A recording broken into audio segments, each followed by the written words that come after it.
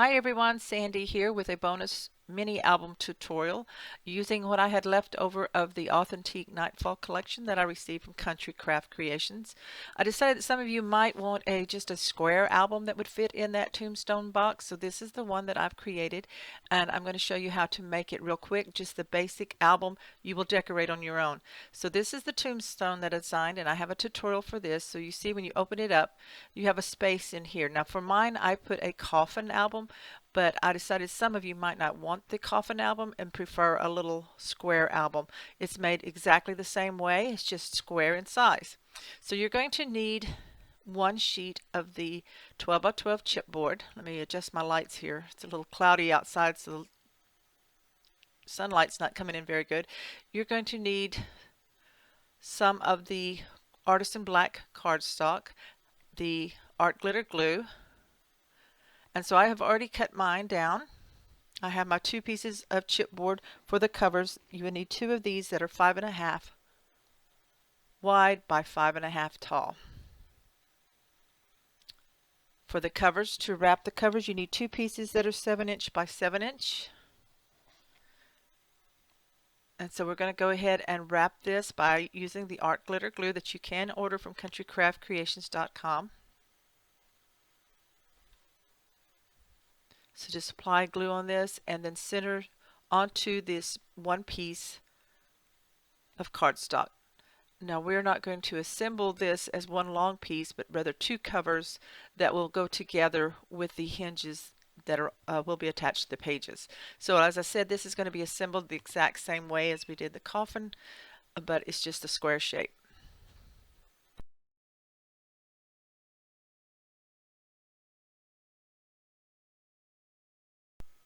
Next, fold the edges of your cardstock over onto the chipboard to get your crease line where you're going to wrap the cardstock onto the chipboard. So go ahead and do that. You'll be doing this on both pieces. Then burnish with your bone folder to get a really good crease line.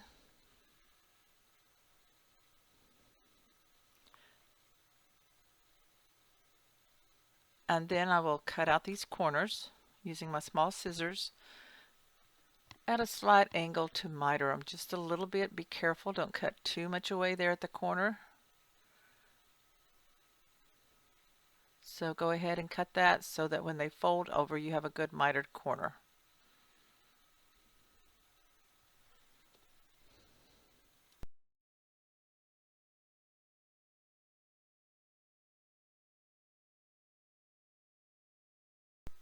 Next, take your art glitter glue and run a line right along the edge of the chipboard and then also some on the flap of the cardstock. Now if you want to use score tape for that, that works just perfectly fine.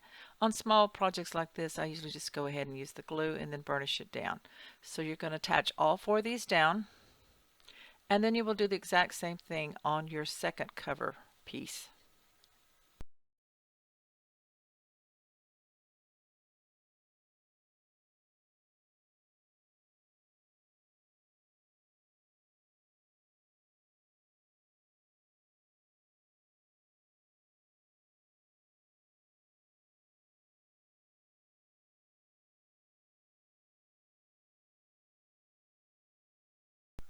Cut 2 more pieces of cardstock that are 4 7/8 and 4 7/8 to cover the inside of your album cover as I'm showing you here, and go ahead and use your glue again to just attach one down to each back side of each of the album covers.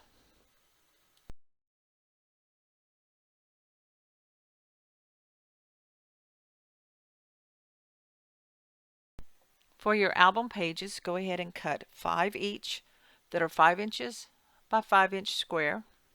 Set those aside. And for the hinges to attach the pages together and into the cover, cut 6 each that are 1 1/8 inches wide by 5 inches long. And we need to score these. So you'll want to score the 1 1/8 inch side at a 1/2 inch and then at 5/8 of an inch. This will give us 2 1/2 inch hinge pieces with an 1/8 of an inch little gusset in between. So this album can't be real thick if it's going to go into the um, tombstone box. If you're not going to do that and you just want to make one with a wider gusset, you would cut your hinges wider and score accordingly to however thick wide you want your gusset to be, and you'd also cut your spine cover piece bigger to accommodate that. So now you want to go ahead and fold your score lines. So I like to fold one up and then turn and fold the other one up, and go ahead and burnish those really good for each of the hinges. So you're going to use these to attach the pages together, and then you will use two hinges, one on the front, one on the back, to attach the covers to the pages. Now we're ready to put our pages together. So we have one of the 5" by 5" pages, and we have one of the hinges. Now you need to flatten it down, even though you've already scored your lines. Flatten it down so only a 1/2 inch shows on one side. You never want to put glue in the 1/8 of an inch section. So flatten it down so it's easier to handle. And on one side, line it up. Line the fold of the hinge to one cut edge of the page. And then make sure it's lined up correctly and burnish it down. So we now have a hinge on the first page. I'm going to use my bone folder right quick to burnish that down good. Now then, press and fold it down again so that you only see 1/2 inch section, and put glue on that.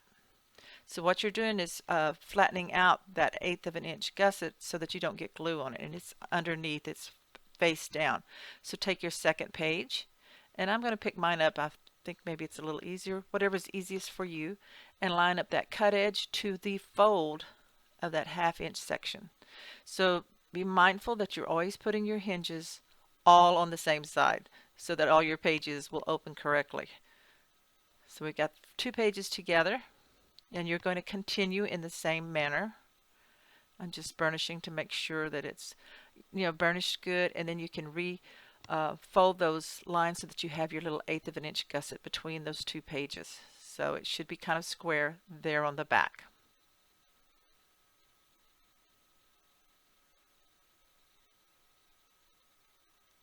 So now go ahead and make sure that your hinge is on the same side when you put your next hinge on.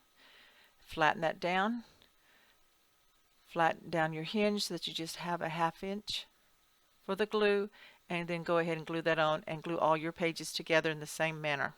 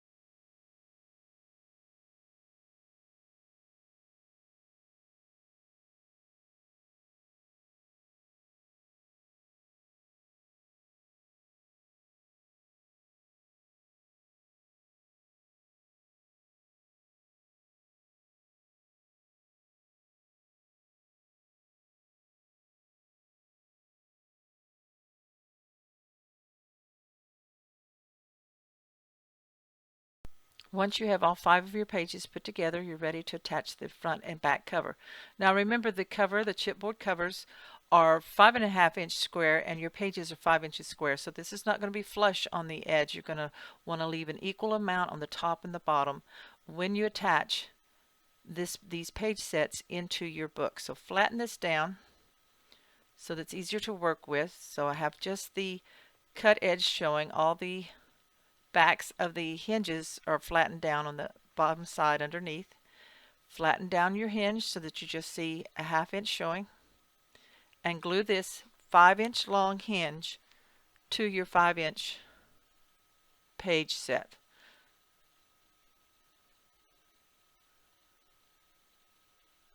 So the hinge is the same, the hinge that attaches to the cover is the same size or height as the pages.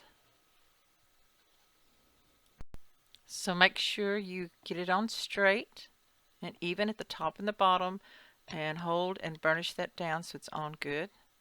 So open it up and then burnish the hinge side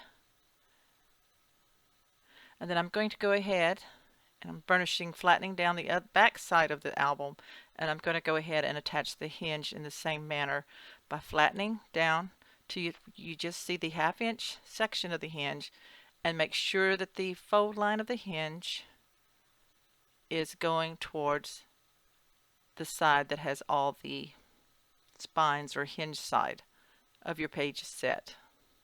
And again, make sure you line it up as straight as you can, and then wipe off glue and burnish it. Now we're ready to attach the covers. So flatten it back out so the pages are even on the cut side, and flatten your little 1/8 inch spaces here. Make sure you get those flat, and so when you do, the pages will all line up correctly. Okay, so grab your front cover or back, it doesn't really matter, they're the same. Flatten down that hinge again so that you only see the ½ inch space, and go ahead and apply your glue. If you're more comfortable with using score tapes that you can use undo on to remove in case you get it on crooked, that is also fine.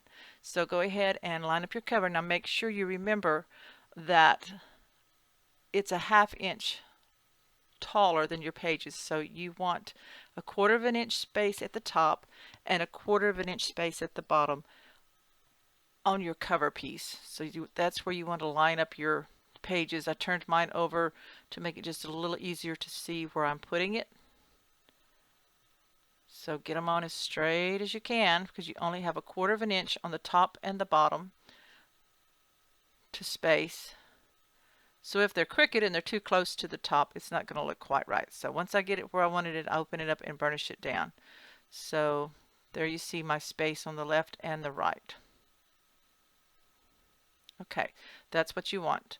Now you're going to put your back cover or the front cover, whichever it turns out to be, on the same way, and you want to make sure that you line it up, and go ahead and burnish that hinge down inside there to make sure that it is attached good. Now all this will be covered up with pattern paper later as you're decorating your album, but for now in this tutorial I am just showing you how to make the album.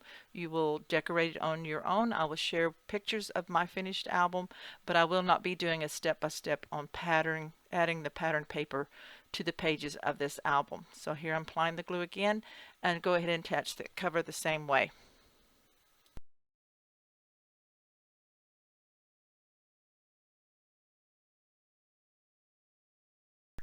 To keep your pages even and your spine section squared up, cut one piece of cardstock that's 7 1/8 inches wide by 5 inches tall. You may have to trim the width some, and you will glue this to the back side of the hinge before adding our spine piece. I forgot to do mine and did not get it on camera, so I had to do it afterwards. So here on the left you see the cardstock piece that we need to cut, that is about 3 inches by 5½ inches tall. This is to wrap on the spine. Oops, dropped mine. So you're going to curve it a little bit with your bone folder. This seems to help a little bit. On this you will also pattern with add some pattern paper over it after you start decorating your album, and again I won't be showing you that. This is just getting the basic album done so that you can finish it in any paper you want, or you can use it to add in to your tombstone and use the same paper that you used for that. So here I'm applying the glue on the one side only, and I'm attaching it down to the front side of my album. I have everything lined up. I did not have my support piece in there. You will have glued yours to your spine. Don't worry that it's not on the video. It's just the 7/8 inch wide piece, or it may be smaller if you need to trim it down, that is 5 inches long. You will flatten your hinge pieces of your pages so that you see the 1/8 inch gussets, and then you would just completely glue that piece on the back. This keeps them all in place. So go ahead and burnish down your spine cover piece, and then with your hinges that have been covered with the support piece, you will wrap this around so that you have just a slight curve and a small gap there at the top of your pages. And I'm making sure that mine's lined up. I'm going to use a clip to hold it. If I had put the support piece in, I might not have had to do that. So I'm going to add the glue to the spine cover piece on just the side. Don't put any glue in the curved section of it. and then wrap it around and evenly attach it to the back cover. You want the top and the bottoms lined up with the covers. So go ahead and hold that and burnish and get that down.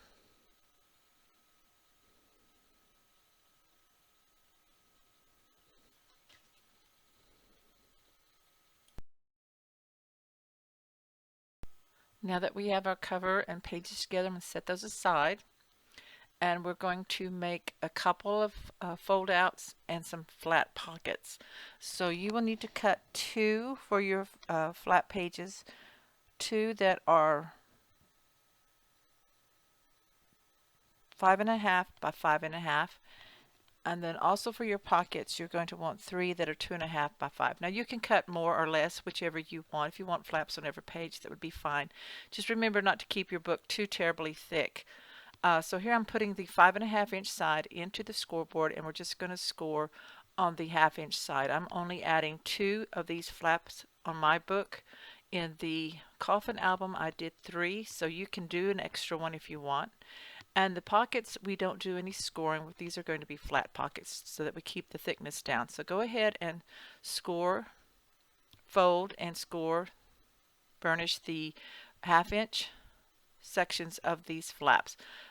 Change this a little bit from the Coffin album. I'm actually putting the hinge onto the flaps rather than adding a hinge to that. So that takes away some of the thickness for that. So I'm going to open up mine and decide where I want to put my flaps. So you can put them on any page you want. You can do it on the first page. You can do it to the second page, whichever you want. I think on mine I'm going to put it on the inside of the first page. So I'm just looking right now. So I'm going to go ahead and put some glue. Oh, and one other thing. Once you look at it, you may need to trim that width after you've done your scoring, got your hinge, about 1/8 of an inch. So just take that little bit off so that it's not going into the hinge of the book. So on each one of these I did trim off about 1/8 of an inch on the opposite side from the folded edge. So now I'm ready to go ahead and put these 2 into my book. So I like to put my hinge with it folding over the cut edge of the page. So here I'm just adding the glue to the inside of that 1/2-inch section there. And I'm opening up the book and attaching it in, and then burnish.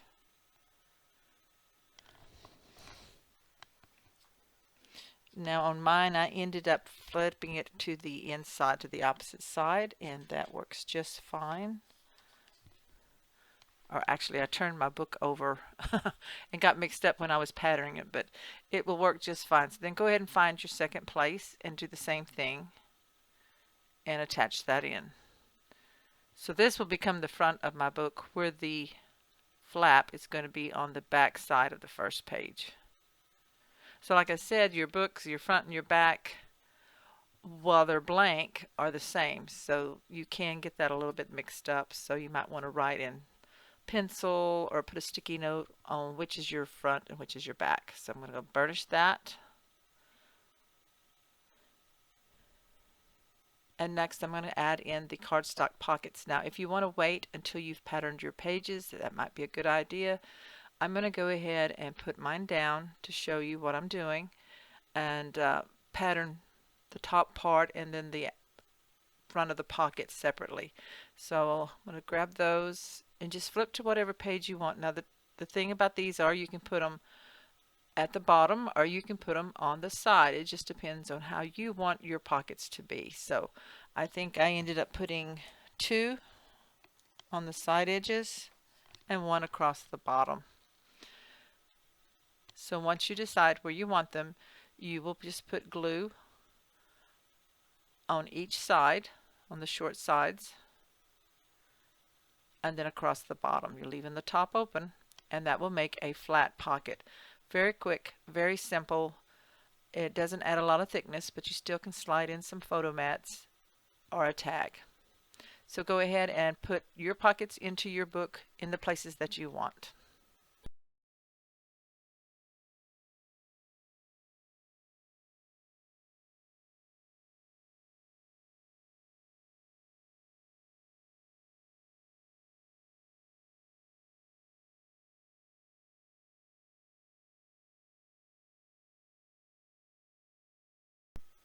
So we have the flaps and the pockets into our pages. So our album is constructed, and I'm just going to take the tombstone box and make sure that it does fit in, and it does, and it's not too terribly thick because I haven't added any powdered paper. So I want to thank you so much for watching this. Like I said, I am not going to show you me actually decorating or adding pattern paper to this. You will do this on your own. My pages were covered with 4 7/8 by 4 7/8 squares of paper. Thank you so much for watching, and have a great day. Bye bye.